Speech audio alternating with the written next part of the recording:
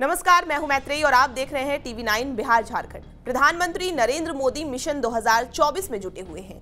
3 राज्यों के दौरे पर निकले पीएम मोदी आज पश्चिम बंगाल और बिहार दौरे पर हैं। पीएम मोदी बिहार को करोड़ों की सौगात देने जा रहे हैं। शाम को वो बेगूसराय पहुंचेंगे। यहां से पीएम देश भर में लगभग 1,48,000 करोड़ की कई तेल और गैस क्षेत्र की परियोजनाओं का उद्घाटन करेंगे। इसके अलावा पीएम मोदी देश के किसानों के लिए 1962 फार्मर्स ऐप भी लॉन्च करेंगे। लेकिन इन तमाम सौगातों के बीच अब सवाल उठ रहा है कि आखिर पीएम नरेंद्र मोदी ने बेतिया की जगह बेगूसराय का ही दौरा क्यों चुना और आखिर पीएम बेगूसराय पर इतने मेहरबान क्यों हैं? तो इसकी सबसे बड़ी वजह है गिरिराज सिंह। अब आपका सवाल होगा कि गिरिराज सिंह से मोदी के दौरे का क्या कनेक्शन है, तो एक बार सिलसिलेवार तरीके से समझिए। 2004 और 2009 की लगातार 2 चुनाव में बीजेपी की हार हुई। पार्टी को लीडरशिप की तलाश थी, लेकिन अचानक से नरेंद्र मोदी का ही नाम कैसे?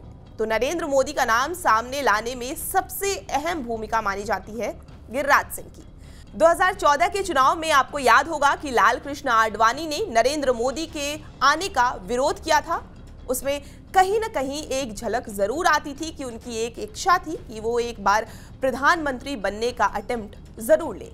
अगर आपको याद हो तो उन्होंने ये भी कहा था कि प्रधानमंत्री पद के लिए पहले से किसी उम्मीदवार की घोषणा की जरूरत नहीं है। उनका शायद ये मानना था कि अगर हम मोदी जैसे नाम को लेकर चलते हैं तो वोटों का ध्रुवीकरण बहुत होगा। लेकिन पार्टी के कार्यकर्ताओं का और खास करके गिरिराज सिंह उस वक्त मोदी के पक्ष में मुखर थे।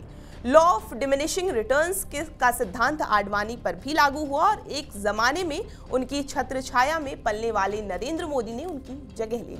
आपको बता दें कि गिरिराज सिंह 2011 के आसपास जब नीतीश सरकार में कैबिनेट मंत्री थे, तब गुजरात जाकर नरेंद्र मोदी का प्रचार किया करते थे। उसी दौरान नरेंद्र मोदी और गिरिराज सिंह के रिश्ते प्रगाढ़ होते गए।